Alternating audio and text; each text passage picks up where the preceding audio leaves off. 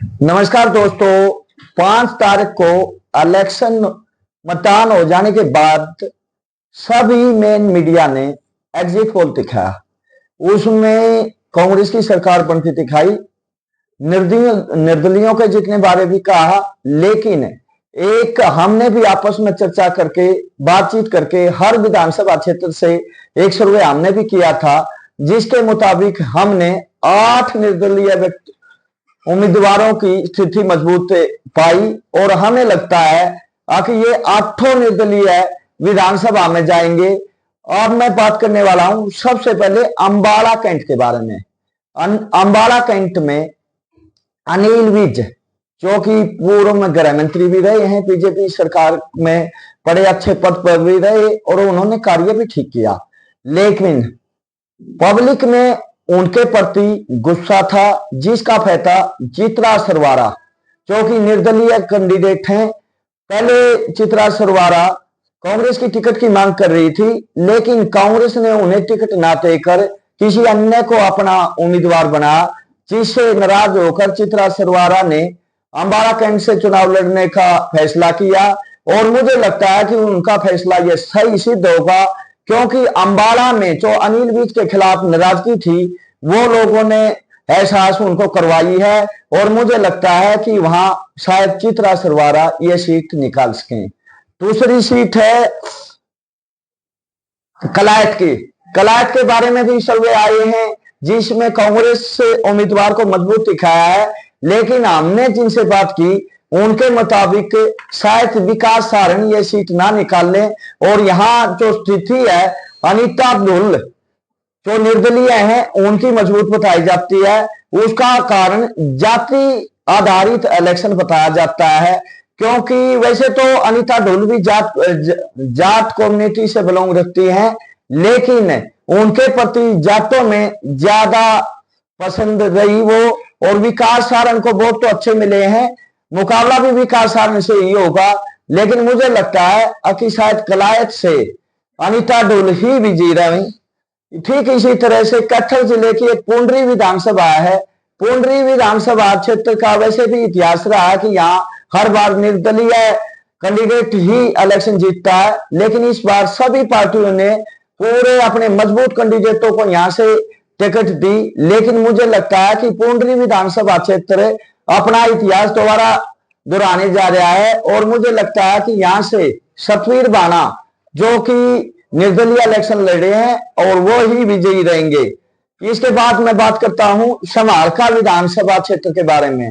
समालखा विधानसभा क्षेत्र में भी बहुत कांटे की टक्कर थी, त्रिकोणा मुकाबला था, लेकिन बाद में जो लोगों के मुताबिक पता चला है कि वहां से शायद रविंद्र मछरोली, जो पहले भी विधायक रहे हैं, वो बाजी मारेंगे।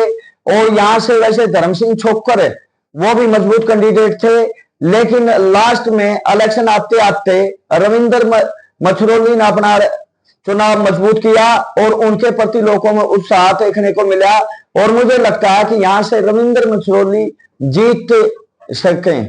उसके बाद बात करते हैं गन्नौर के बारे में।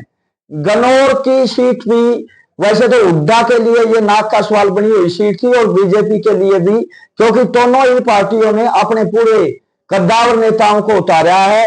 लेकिन यहाँ देवेंद्र काद्यान, जो कि निर्दलीय इलेक्शन लड़े हैं, पहले देवेंद्र काद्यान थे जो बीजेपी की टिकट मांग रहे थे, लेकिन बीजेपी ने उन पर ना उनको टिकट ना देकर किसी अन्य को टिकट दिया और बाद में देवेंद्र काद्यान ने यहां से निर्दलीय इलेक्शन लड़ने का मन बनाया और आज उनके बारे में यह चर्चा है कि वो इलेक्शन यहां से जीत जाएंगे। उससे अगली सीट सोनीपत जिले ही की बड़ौदा विधानसभा क्षेत्र है। बड़ौदा विधानसभा क्षेत्र में बीजेपी की तरफ से प्रदीप सांगवान थे और कांग्रेस की तरफ से इंदुराज बालू, जो पहले एमएलए हैं, उनको टिकट की थी कांग्रेस ने। लेकिन कपूर नरवाल ने पहले कांग्रेस की टिकट की कोशिश की, लेकिन बाद में उन्होंने निर्दलीय लड़ने का मन बनाया और वहां के लोगों से सुनने में आ रहा है कि बीजेपी का कैंडिडेट अगर 15,000 से कम वोटों पर रह जाए तो कोई अचंभे की बात नहीं होगी और ये सीट मेरे हिसाब से कपूर नरवाल जीतेंगे, क्योंकि वहां के लोगों की यही बात है कि आखिरी समय में बीजेपी के जो वोटर थे या सपोर्टर थे, उन्होंने कपूर नरवाल की मदद की है, जिससे प्रदीप सांगवान को बड़ा नुकसान हुआ और वहां से भी कपूर नरवाल की जीतने की ज्यादा संभावना बनी हुई है। ठीक इसी तरह से सावित्री जिंदल तो हिसार से निर्दलीय चुनाव लड़ा, बीजेपी ने अपना अलग से कैंडिडेट उतारा था। वैसे सावित्री जिंदल बीजेपी की टिकट चाहती थी, लेकिन बाद में बीजेपी ने वहां सावित्री जिंदल को ना टिकट देकर किसी अन्य को दिया, जिसकी वजह से सावित्री जिंदल ने वहां से निर्दलीय इलेक्शन लड़ने का मन बनाया और उनकी स्थिति भी वहां मजबूत है और शायद वो ये सीट निकाल सकें। ठीक इसी तरह से तिगांव से कांग्रेस की टिकट और पूर्व विधायक तिगांव विधानसभा क्षेत्र फरीदाबाद के अंतर्गत आता है। यहाँ से ललित नागर एमएलए थे, लेकिन कांग्रेस ने उनकी टिकट काटकर रोहित नागर को टिकट दिया, जिसे नाखुश होकर ललित नागर ने चुनाव लड़ने का फैसला किया और अब लोग कह रहे हैं कि यहां से ललित नागर निर्दलीय इलेक्शन जीत सकता है। तो इस तरह से हरियाणा विधानसभा में मेरे हिसाब से 8 विधायक निर्दलीय बनकर जाएंगे, जिनके नाम मैंने बता दिए। वैसे तो हरियाणा में निर्दलीयों ने काफी जगह इलेक्शन लड़ा है, लेकिन मेनली ये इन्हीं के बारे में लोग कह रहे हैं कि ये विधायक चुने जाएंगे।